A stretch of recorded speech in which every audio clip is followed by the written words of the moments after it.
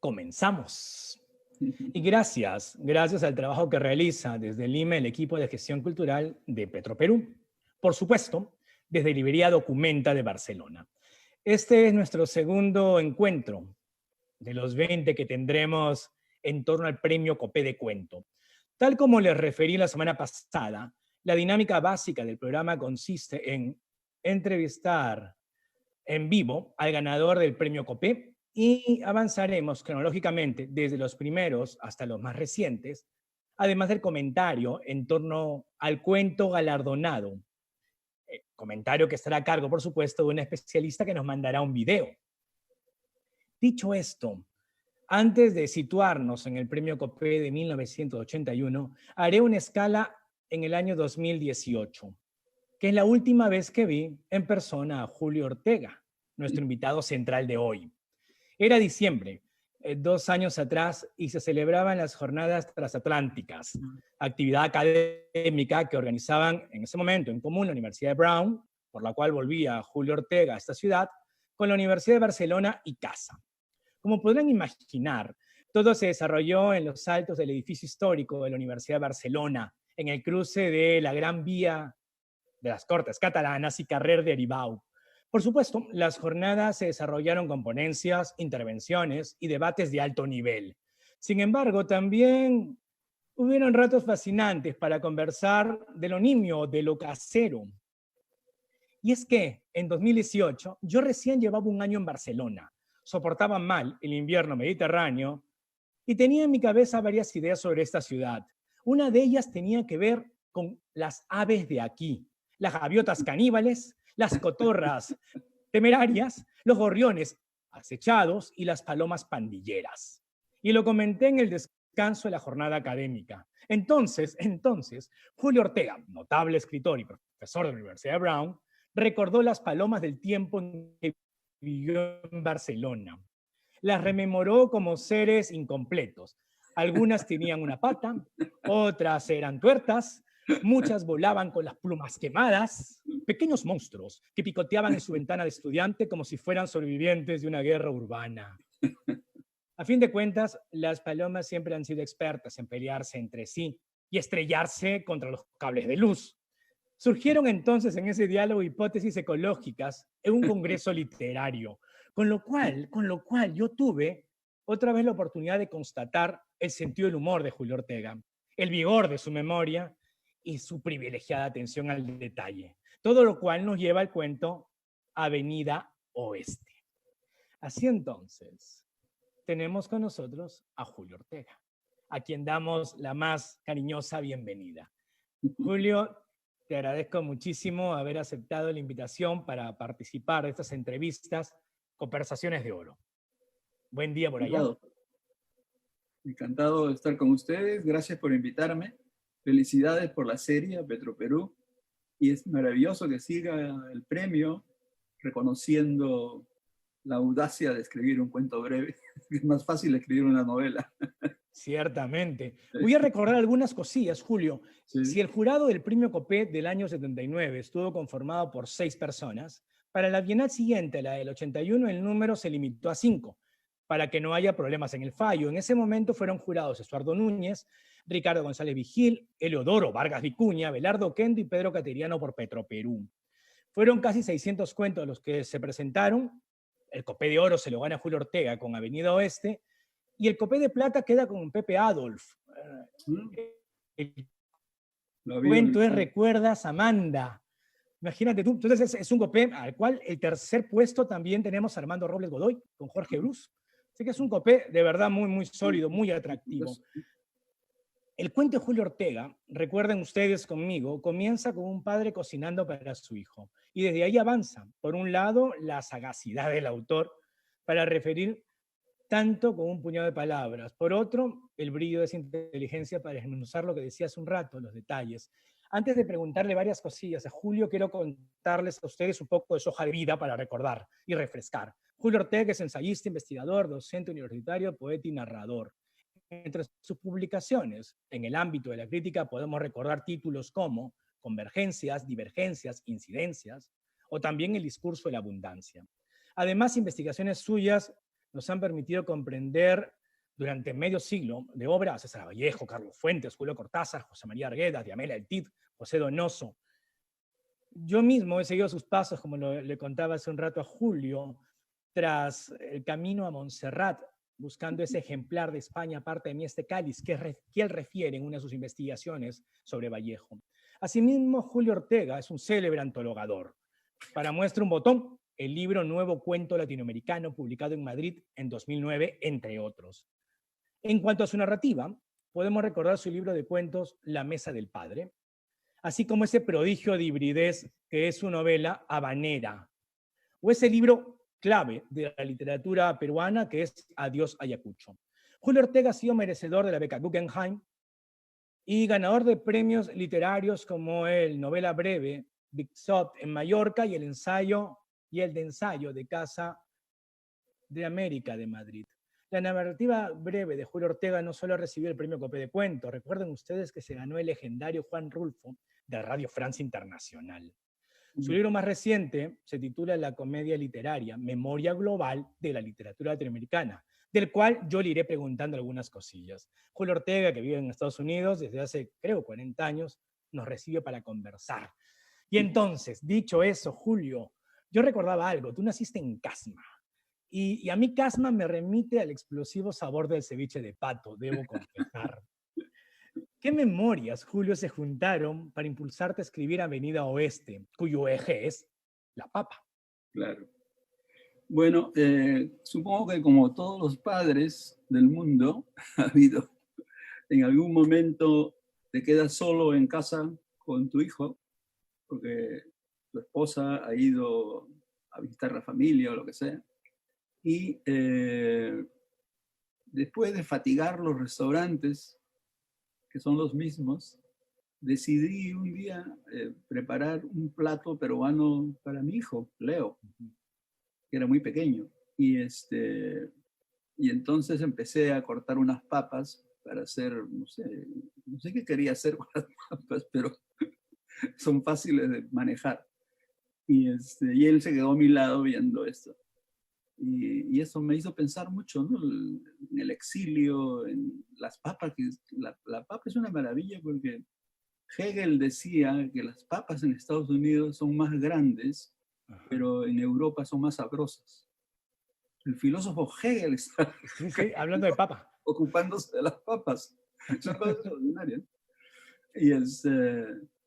Y bueno, es una figura muy peruana, ¿no? Es una figura que se adapta a cualquier clima, que pues no requiere demasiada atención para existir, que tiene sabores diferentes, aunque parece la misma, hay distintas clases, ¿no? La morada, la amarilla. Y una vez yo de chico recordaba que mi madre y también mi abuela, ellas eran del área de Aija, camino a Huaraz, y había la fiesta de la cosecha de la papa. Y una vez mi abuela me contó, yo muy pequeño, que las papas en el fuego se abrían como flores. Qué cosa tan extraordinaria. Es una frase hermosa en tu cuento, además. ¿Sí? Se abre como flor en el fuego. Sí. Es una cosa fascinante, ¿no? Sí. Pero bueno, entonces tiene una historia nacional y privada y personal y una lectura por lo mismo paralela. Entonces ese cuento lo escribí de un tirón. Y es breve, además, se lee de un tirón. Sí. Está pensado para ello. Creo que a mano son 10 páginas. No, más o menos. A lo sumo. Sí, y luego corté, etcétera. Y salió inmediatamente publicado. No me acuerdo ahora en qué lugar salió publicado primero, antes de mandarlo al concurso. Salió en inglés en el Boston Globe, el suplemento dominical que tienen ellos. Y hizo un camino en inglés más largo que el que ha hecho en español. Es muy curioso. Está en varias antologías y lo usan los estados en el examen de ingreso a otro nivel de los estudiantes secundarios. O sea que se puede decir que en ese examen varios millones de chicos han tenido que resolver el enigma que es una papa, ¿verdad? Que es una pregunta. Claro. A mí me pasó que releí tu cuento y me fui al barrio de Sanz a buscarme un chifa. Es decir, hay unas referencias también a la comida fusión peruano-china que es potente. Mi padre presumía de hacer comida china. Claro. Oye, Julio, una de las cosas que uno disfruta especialmente del cuento es que tu prosa y la calidad de tu prosa también están definidas por las ideas que las alimentan. Así, tu cuento, en mi entender, está nutrido por una serie de meditaciones que fluyen naturalmente en el curso que sigue tu narración. ¿Cómo consigues ese equilibrio entre contar y reflexionar? Claro, buena pregunta. No es fácil resolverla, pero yo diría que van juntos, ¿no? Porque como es una metáfora, la Sí, papa, del sí. arraigo y del desarraigo, o sea, del exilio, eh, y de la capacidad de adaptación de los peruanos a cualquier espacio, es un enigma la experiencia peruana, ¿no? Porque los peruanos Sí, están en todas partes y están contentos, sí, sí, sí, sí, sí. mientras los No, otros están reflexivos, amargos. Los peruanos están en diálogo permanente mientras ella se dice. hablando de diálogo, te comentaba que cuando releí el cuento lo comenté con dos buenos amigos, con Pepa Novey en California y con Santiago Roncaliolo acá en Barcelona, y ambos dijeron la papa inmediatamente. Entonces, es sumamente fascinante el haber construido un cuento que se puede al final subsumir y sintetizar en una palabra que Sí, es una metáfora de la identidad y mucho más. A mí me interesa otro aspecto que ya has ido abordando, y es que Avenida Oeste se pregunta sobre el pasado, sí, como el agrícola, el pasado histórico, de tal modo que tu narrar aprovecha a su vez la estrategia de la pregunta que se inserta en el relato. Tú vas haciendo preguntas en el relato. Lo tuyo entonces tal vez sea un escribir desde la inquietud, una manera de interrogarnos desde la ficción. sí. Yo creo que sí, ¿no? Y creo que eso nos viene de Arguedas, Ajá, porque una vez encontré en Chimbote a José María y me dijo que tenía una comadre que hacía unos locros, ¿se llaman locros? Sí, ¿no? locro, Un, ¿sí? un plato peruano clásico, y que él Sí. iba a comer ahí todos los días, y que además lo trataban muy bien. Pero era como regional en su filiación a un menú local, digamos, ¿no? Ah, El mira menú tú. no era gigantesco, era Claro. raigal, digamos, ¿no? Sí, sí, sí, sí, sí, sí, sí. Y Arguedas tenía eso, ¿no? Y creo que su plato favorito era el locro, ¿sí? Mira Eh, tú, mira tú. Una cosa que no sucedía en la narrativa corta peruana o en general en la narrativa peruana era una presencia protagónica de algo que nos eh, envuelve a todos, que es el comer. Y claro, ese privilegio de perseguir un buen comer, además. sí. Quiero preguntar de este modo. Si bien tú tienes la experiencia vivencial con tu hijo de cocinarle un día, ¿cómo es que decides que sí funcionaba para el relato esta figura paterna en una cocina preparando a un niño? ¿Cómo es que la experiencia real consideras que es funcional, verosímil y atractiva en la ficción que estaba urdiendo?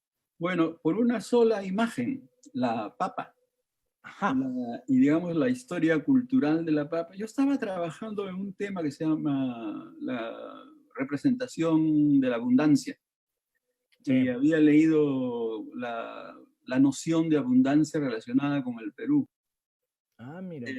y cómo todas las cosas que salen del Perú son positivas, creativas, Sí. nutritivas, desencadenan cosas. Es Esto una, vale un Perú, ¿no? es una idea sobre el Perú muy, Sí, muy sí, sí. extendida, ¿no? Desde hace mucho. Sí, Y, sí, sí, sí. y entonces ahí aparece la papa, ya te digo, hasta Hegel estaba reflexionando sobre la papa. Claro, claro, claro, claro. Una Y sensación, le salvó la vida a mucha gente en Europa, ¿no? Porque en las épocas de hambruna, de las guerras, de las plagas, etcétera, este, la unidad familiar se definía en la cocina por la papa. Sí. a eso quería llegar, gracias por el pase de la respuesta, y es que cuando uno lee tu cuento, hay varios saberes sobreentendidos que decide el autor y soltarlos hacia quien está leyendo, imaginando que este lector recuerda la hambruna europea, recuerda lo que la papa significa. Es decir, hay un conjunto de conexiones culturales que se nos vuelven a despertar a partir del relato. Y eso me parece fascinante porque el relato no ha perdido vigencia en ese sentido. Creo que sí, sí, sí, sí. En ese camino, mi querido Julio, en torno a no perder vigencia, hay dos grandes temas que a mí me atraen del cuento este. El hambre, por un lado, y el exilio, por otro lado. Claro. ¿Qué tal si vamos al segundo? Hablemos del exilio. Creo que es una noción potente en tu trabajo, más reciente todavía, desde lo transatlántico hasta las memorias. Sí. ¿Cómo percibes el exilio? ¿Cómo lo Bueno, ponderas? digamos que sobre el exilio hay muchos malentendidos. Gracias El por ello, vamos. primero es que hay gente que percibe el exilio como una realización personal. No lo es, ¿no? Haces en fuera lo que harías también dentro. Quizás en condiciones más favorables si estás fuera. Y luego la idea de que el exilio es una nostalgia permanente. No es tampoco cierto, ¿no? Los peruanos se unen por un partido de fútbol, digamos, Sí. o por el 28 de julio en el extranjero, cualquier parte, ¿no? Pero no es una vida nostálgica permanente, no es una mitología, es simplemente algo que forma parte de uno, que uno reflexiona sobre eso, Sí. lo incorporas. Lo que sí es cierto es que uno siempre vuelve, ¿no? Todos vuelven. Ah, sí, sí, sí, sí, sí, sí, sí. Todos volvemos. Yo Y intenté una vuelta en serio, pero luego salí pronto. intentaste una vuelta en serio, no sabía eso. ¿Sí? En los 70s, En los 70s. con las renovaciones que habían, promesas, expectativas, Sí, que después fueron obviamente destruidas. claro, Pero, claro. y pude salir otra vez con suerte. Ya ahí me quedé. Julio, pasando del exilio, el exilio también, como tú nos referías, está lleno de mitologías y lleno de palabras. Una cuestión que a mí también me suscita, ha venido tu cuento del premio Copé del 81, es que tu cuento, siendo plenitud del lenguaje, es una herramienta creativa con la cual asedia las palabras también, las debates, las cuestionas, pones en entredicho adjetivos. Me da mucha curiosidad saber cómo ha cambiado tu relación con el español como lengua literaria desde aquellos 70s, 80s a la fecha, ahora que incluso publicaste las memorias. Sí, bueno, en realidad me he hecho más narrativo. Quizás eso sea una cosa normal que va con la edad, que haces un perspectivismo y haces un relato y no saltas a las definiciones o interpretaciones globales rápidamente, te detienes en los detalles, etcétera, ¿no? Sí. Es como una reflexión placentera, la idea de revisar tu vida y contarla, aunque hay cosas tremendas. En mi Sí. generación hay la muerte de Javier Heró, el suicidio de José María Arguedas. Son dos marcas inmensas que no se han resuelto, ¿no? Que son ahí como, digamos, principios trágicos, generadores de pensamientos sobre el Perú. Sin dejar ir. Y toda la gente que ha muerto sin morir, ¿no? Que Claro. nunca llegó a realizar sus sueños, sus deseos, su promesa. Yo creo que eso es lo más trágico y dramático sobre el Perú, que es que no tienes las oportunidades para ser tú mismo, como proyecto, como realización, como promesa, y más bien tienes muchas dificultades. Y hay un momento en que obviamente la psiquis no puede vivir ese tormento permanente de postergación, y se fractura, y hay pues autoritarismo de algunas personas, sectas, clubs, clics de gente que se protege con cosas, y y esa es un poco la situación. Pero no quiero ser negativo, es simplemente plantear que la experiencia del exilio es siempre una reflexión sobre el Perú. En este camino antes de volver a Avenida Oeste y no dejar pasar los hilos que has abierto, Julio, quería pasar al libro del 2019, La comedia literaria, Memoria Global de la Literatura Latinoamericana, que es una mirada hacia atrás, medio siglo atrás hasta la actualidad. Me da curiosidad algo muy burdo y luego también algo para mí muy significativo. Lo primero es que, ¿qué te impulsó a emprender estas memorias? Aunque parezca una pregunta obvia, tal vez hay algo allí que podemos desentrañar. Y por otro lado, ¿qué es lo más gratificante de ese proceso de escritura, de rememorar y convertir aquello que se recuerda en palabras que se fijan en un libro? Claro. Bueno, lo primero es el azar de la Sí. vida que te hace conocer a mucha gente interesante. Ujú. Yo tuve la suerte de conocer a varios, pues Arguedas, Cortázar.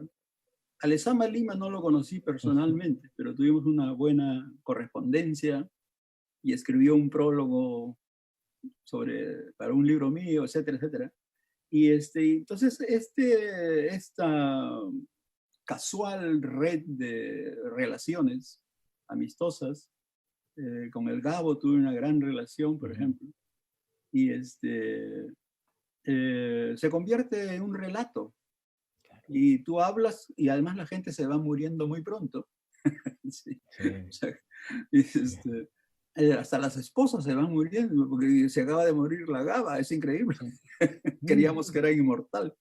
Y, y entonces esa memoria de los amigos es una memoria afectiva.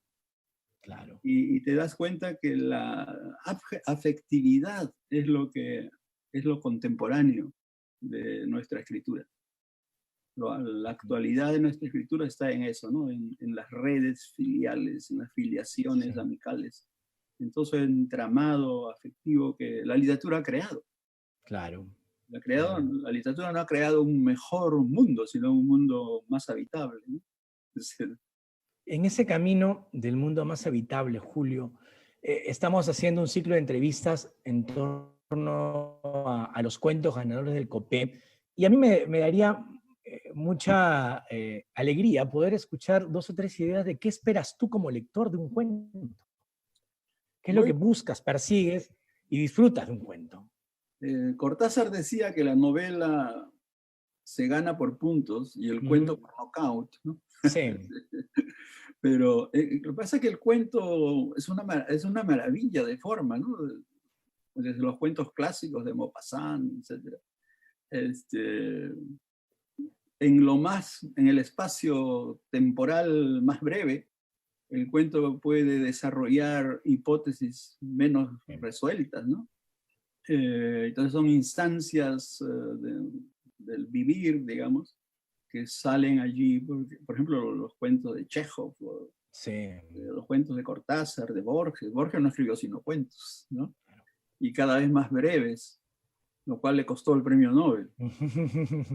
No le dieron el premio Nobel porque el jurado dijo, no tiene una obra, tiene escrituras dispersas.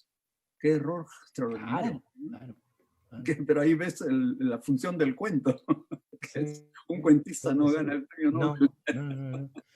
He tenido que pasar mucho tiempo, lo de Alice Munro, por ejemplo, ya es un invertir el Sí, camino, ¿no? ¿verdad? Sí. Ha tenido que demorar muchísimo, décadas y décadas. Pero bueno, En ese camino de escribir cuentos, Julio, eh, ¿cómo es ese goce de convivir y compartir el tiempo de la dedicación académica, que tiene un rigor particular y que hay que tener hipótesis y llegar a algunos hallazgos comprobables y luego difundirlos, y ese trabajo tan íntimo y a la vez colectivo de la creación literaria? ¿Te ha sido complejo ese malabar de la vida en común o han ido colisionando por épocas? bueno, se han ido retroalimentando, diría, ¿no? Ajá, sí, Un libro que te entusiasma, inmediatamente lo incluyes en un curso y sí. haces una reflexión y sigues dialogando con el libro y los estudiantes se entusiasman, etcétera, etcétera, ¿no? Y, y sí, hay que leer mucho, ¿no? Es imposible leer todo lo bueno que hay. Todos los días sale algo nuevo. Y además uno tiene la necesidad que viene de la época adolescente seguramente o juvenil, que es que uno quiere estar al día, no quiere perderse lo Claro, que está ocurriendo, ¿verdad? claro, claro, La claro. curiosidad por lo nuevo siempre, yo creo que define a mi generación, esa, Sí, la voluntad de explorar y si es posible hacer lo nuevo, ¿no? Que es un mito más, pero bueno. pero es, y ahí está Es- y tiene fuerza como mito. Julio, antes de terminar la entrevista, yo quería recordar, sin arruinarle el cuento a nadie que nos esté escuchando en este momento y siguiéndonos, el final de tu cuento me parece tremendamente significativo, es poderoso. Tengo la sensación, y esto no ocurre siempre con todos los escritores, que para ti un relato comienza en la primera palabra y debe acabar hasta la última. Y cada palabra tiene un rol potente para el conjunto. Eso hace que la escritura sea para ti, sigue siendo igual un trabajo placentero o hay esos momentos de tensión inevitable, de desentrañar contigo mismo lo que quieres narrar. Bueno, digamos que hay relatos o ¿Sí? textos en general que nacen de un modo casual, se imponen y se expresan y definen rápidamente, ¿no? Y hay otros que son como una frase, una idea, una imagen que se va elaborando hasta Sí, que ya necesitas escribir. Eh, Algunas veces ocurre una u otra cosa, ¿no? Al mismo tiempo. sí. Y tienes una idea y tienes que pescarla, porque si se te va ya no la recuerdas, ¿no? Una imagen, una frase, lo que sea. Pero nosotros los peruanos creo que vivimos a la casa de inspiración. Ujú. No somos normalmente inspirados, pero todo nos inspira. Y además, cuando tú que vives en Barcelona, y yo he Sí, vivido mucho tiempo fuera, cuando uno está pues nostálgico, recuerda ajá, cosas y quisiera visitar a la familia, a los amigos, etcétera, de pronto aparece un restaurante peruano. siempre, siempre, siempre, eso no falla. Es extraordinario, ¿no? Es alucinante, es Yo acabo hermoso. de ver una novela mexicana en la Ajá. cual un chico mexicano en Madrid, después de una serie de fracasos, dice, por fin a un restaurante peruano. Un libro mejora en salud. Ya está. Tú sabes que una vez estaba dictando un curso en Torino y se me antojó otra vez comer, aunque sea pues un arroz cantonés. Y fui a un restaurante chino en Torino y estaba cerrado, abría 15 minutos después del horario en cual yo estaba. Y había una persona que también estaba parada mirando el menú hacia afuera. Lo quedo mirando y digo, peruano, ¿no? Peruano, me dice. Ahí era la desesperación de comer. Qué Julio, bueno. qué placer saber de ti y una lástima no poder verte este diciembre en Madrid o Salamanca, pero ya habrá Ya mejores nos veremos, tiempos. seguro, sin duda. Sí, sí. Te agradezco Bueno, muchísimo. gracias a ti por las preguntas, todas buenísimas, y espero que el público se haya entretenido un rato. Que les demos una alegría bonita, que sería bastante bueno. Julio, un abrazo Un gigante a la abrazo, distancia, abrazo, desde tu Barcelona también. nos vemos. Gracias. Y Entonces, ¿cómo nosotros, y salimos nosotros nosotros, mismos, y no? nosotros continuamos, porque los comentarios al cuento Avenida Oeste de Julio Ortega estarán a cargo de una persona que conocí justamente en las jornadas transatlánticas de 2018, Pepa Nobel. Ella estaba en Barcelona para la presentación de algunos libros de su editorial. Yo, que había revisado el programa académico y literario de las jornadas, tenía mucho interés en las publicaciones que estaba lanzando ella. Lo digo con mayor sinceridad. Deseaba que esta editora le prestara atención a mi obra. Ustedes saben, es la dura vida del escritor anhelando ser publicado aquí o allá. Pues, ¿qué hice? El sello de Pepa Nobel es Magma Editorial. Y luego de la presentación de sus libros iba a haber una rueda de preguntas. Entonces, decidí formular una cuestión que evidenciara, aunque sea un poco, mi honda vocación de escritor y dejar entrever algún misterio sobre mi narrativa. De tal modo que levanté la mano y formulé una pregunta un poco críptica. Y sucedió. Ese 2018 comenzó una amistad personal y literaria con Pepa, la cual nos lleva hasta hoy. ¿Y quién es Pepa Novey? Pues ella es doctora en estudios hispánicos por la Universidad de Brown y licenciada en filología hispánica por la Universidad de Barcelona. Trabajó como profesora titular de estudios hispánicos en Queen's University en Canadá, antes de dedicarse a la edición y fundar Magma Editorial, Letras en Tránsito. Desde el año 2000 vive a caballo entre Europa y América, se define como una editora transatlántica y global, ya que cabalga entre culturas y lenguas distintas estas, por supuesto, a ambos lados del océano. Además, opera ella como editor y publisher. Vamos con el video de Pepa Novey en torno a Avenida Oeste de Julio Ortega.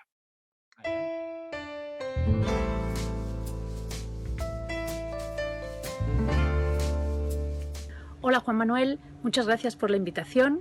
Estoy encantada de poder compartir mis impresiones y mi experiencia lectora de Avenida Oeste, de Julio Ortega, que fue el cuento ganador en la segunda edición del Premio Copé. Y con eso nos trasladamos al año 1981, es decir, hace ya casi 40 años. Y esa fecha me sirve para reflexionar sobre la vigencia del cuento, la absoluta actualidad de Avenida Oeste, no solo en cuanto a su lenguaje, a su estilo, incluso a su estructura, sino también en cuanto a sus temas, porque nos enfrenta a cuestiones como el imperialismo, el feminismo, cuestiones identitarias, de identidad, cuestiones sobre el discurso histórico, la historia en mayúscula. La cuestión del imperialismo ya aparece en el propio título, Avenida Oeste, y lo que hace es plantear la crisis continental desde ambos lados del Atlántico, a mi modo de ver. A través de la papa, esa papa peruana, como símbolo sobre el que se vertebra la exégesis del conflicto entre América y Europa. Ese diálogo entre dos lados también se formula entre lo relativo a la dicotomía masculino-femenino, mediante el discurso de figuras masculinas que no usurpan, sino que ocupan un espacio tradicionalmente femenino, como es la cocina. Y a través de un elemento como es un recetario, también muy ligado al mundo de la mujer, se exponen unos subtemas muy vinculados a esa privacidad, entendida como femenina, lo doméstico, la casa, lo cotidiano, que nos llevaría a poder hablar de maternidad. Y lo hace, pero lo amplía y lo observa desde la paternidad. La identidad la aborda desde el anonimato de unos personajes. Recordemos que ningún personaje en todo el cuento tiene nombre ni apellidos. Se identifican por sus roles sociales y familiares. Son el hombre, el niño, el hijo, el padre, la madre. Bueno, pues a través de estos personajes anónimos se construye un discurso dialógico en el que se cuestiona qué es ser peruano, qué es ser criollo, mestizo. Y asimismo, también qué significa ser padre, qué significa ser madre, qué significa ser hijo. El cuento confronta el discurso histórico con el discurso cotidiano mediante el concepto de la herencia, a mi modo de ver. Lo que nos plantea es qué historia narramos. La grande, esa que indicaba al inicio en mayúsculas, tradicionalmente escrita por varones, o buscamos otras interpretaciones, otras versiones desde otros ámbitos, en este caso el doméstico, el privado, el propio tal vez. El cuento se abre con el hombre y se cierra con el padre, que son el mismo personaje, pero observados desde perspectivas distintas. Y justamente desde mi lectura, de eso trata el cuento, de ofrecer ópticas variadas para llegar a conclusiones múltiples. Porque lo que nos viene a decir el cuento es, no hay una sola verdad, no hay una sola historia, no hay un modo de hacer las cosas, de vivir, de interpretar. La razón de todo está en ver la multiplicidad de la realidad y no acomodarse, sino seguir buscando. De alguna manera, mi conclusión es que el cuento pretende sustituir el discurso de la ausencia, incluso el discurso de la carencia, por el discurso de la abundancia. Podría decir muchas cosas más del cuento, pero creo que estos 4 ejes son fundamentales en mi lectura. Y con ello quiero agradecerle en primer lugar a Julio Ortega el haber escrito un cuento maravilloso como es Avenida Oeste. Reiterar mi gratitud a Juan Manuel por hacerme partícipe de este proyecto. Dar las gracias a Petroperú por una iniciativa fantástica y a todos los ganadores del Premio Copé. Muchas gracias.